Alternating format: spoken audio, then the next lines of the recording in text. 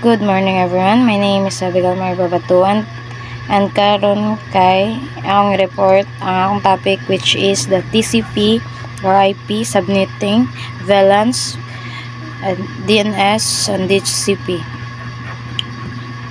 TCP or IP is the foundational suite of communication protocols used for internet and network communication. It ensures reliable and ordered data delivery between devices. So, kani siya kay mao ni siya ang foundation sa internet communication. Mao ni siya ang suite sa protocol nga nag-control kung unsaon pag-send o receive sa data over the network. And before we proceed kay kaning TCP and IPs, nanay siya upat ka layers. The first layer is the communication layer, HTTP, FTP, SMTP handles application specific services, which is mo ni siya ang layer nga nagamit sa mga application like sa kaning HTTP, FTP, SMTP. Kung mag-browse ta sa web or mag-email kani nga layer ang kanang nag-handle. And the second one is a transport layer, TCP and UDP manages end-to-end communication and data segmentation. So obvious kayo nga mo ni siya ang nag-manage sa kaning end-to-end communication and og sa kaning segmentation sa data. So the third one is internet layer. The IP routes data packets across network using addresses. So from the word nga nag-route kay siya ang mani ang route sa data gamit ang mga IP addresses. So for the link layer is Ethernet Wi-Fi manages physical transmission of data frames. So diri na to makita ang internet ug ang Wi-Fi mo ni ang nag-handle sa physical transmission sa data.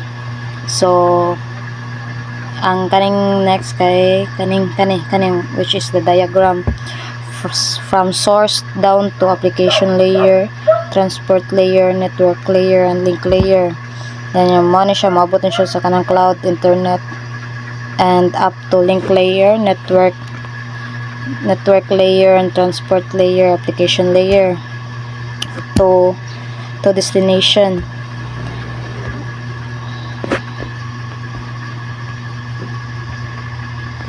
So ang kaning application kay nakig-communicate diretso sa user or app, and ang kaning transport layer kay ensure the reliable delivery sa data. Ang internet which is the routing and IP addressing. Ang link kay actual physical transmission of data like signals through cables or air, Wi-Fi. Next kay subnetting. Subnetting divides a larger IP network into smaller, more manageable subnetworks. This is improve the organizational efficient and reduce network broadcast traffic. So mo ni ang kay ang purpose ni kay para i-divide ang isa ka kanang larger nga IP network into smaller parts or subnetworks para mas manageable og dili mag-congas ang network like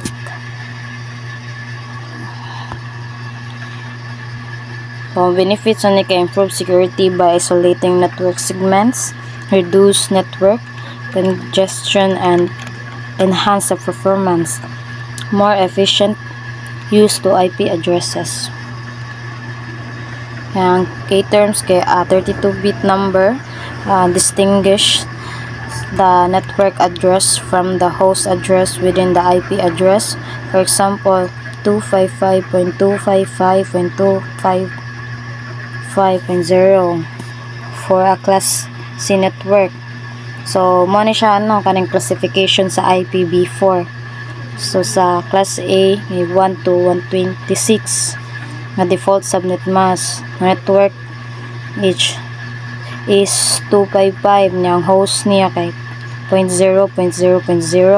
For the class B is 255.255.0.0. For the class C is 192 to 223, which is default subnet mask is 255.255.255.0.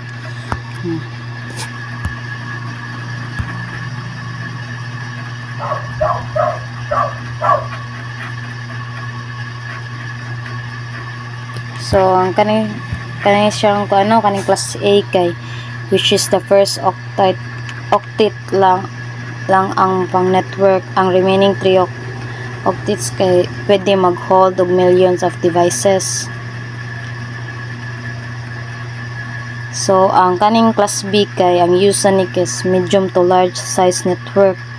For example kay duha ka octets ang para sa network and duha pod para sa host. Perfect ni for kanang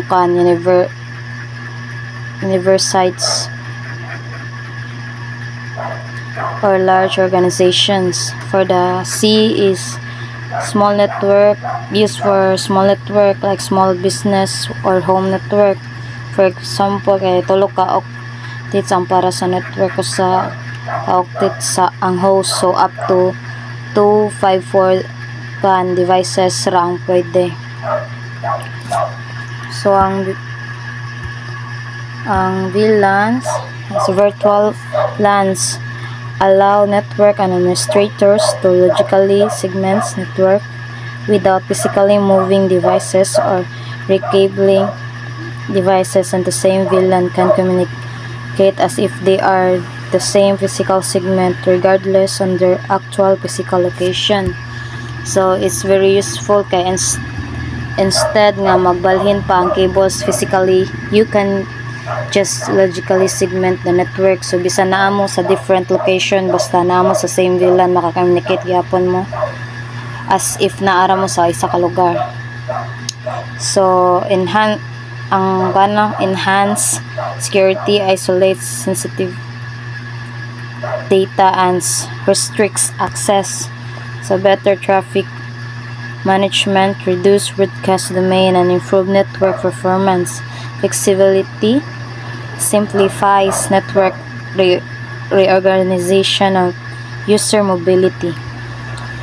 So ano siya ang picture.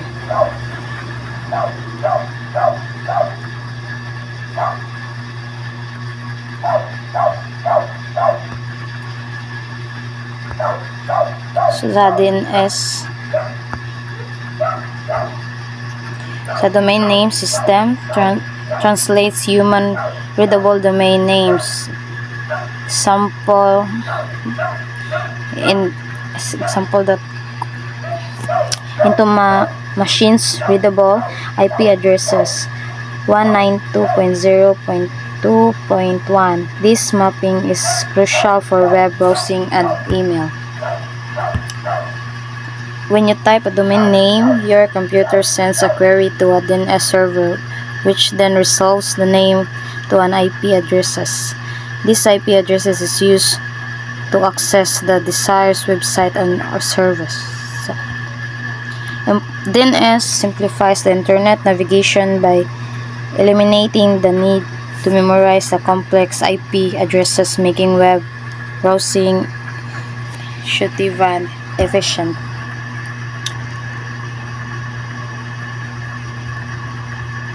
So ang DNS kay kuan siya na kanang mo translate, which is kuan kanang translator ni siya sa internet. Example, per type ka website like facebook.com, dili na masabtan sa computer diretso. So ang DNS ang motabang o convert ana nga name into numbers, tawag ana kay IP addresses. So which is kaning one example ana kay 192.0.2.1. So for the process na kay kung mag-type ka o website name, imong computer mga tana sa DNS server unsay IP addresses ani nga site. Then the DNS server motubag og IP addresses para makasulod ka sa website. which is important kini siya kay dili na to kailangan i-memorize sa mga lisod nga numbers. Then S makes it easier and faster for us to use the internet. So DHCP, a dynamic host configuration protocol, automatically assigns the IP addresses and other network configuration parameters to device and network. This eliminates the need of manual configuration for each devices. And ang benefit ani kay significantly reduce the administrative overhead associated with managing IP addresses, especially in large network, or prevent the address conflicts. So the DORA process, which is the discover, offer, request, and acknowledge. So for the discover, sa client broadcasts and requests for an IP addresses. Offer, DHCP server offers the available IP addresses. Request, client request to ordered IP addresses. Acknowledge, DHCP server confirms the assignment. So ang DHCP kay for the kuan kay mauni ang system nga automatically mohatag sa IP addresses sa tanang devices nga connect sa network like sa Wi-Fi. So kung mag-connect ka sa internet, di na kay nanglan mag-set up og IP addresses manually. And why the DHCP is useful kay kung daghan ang devices like sa schools, office of cafes, ang DHCP kanang help nga mo organize sa tanan nga kuan tanang walay IP conflict or duplicate IP. So mora to ang akong report and mo na yung references. So thank you.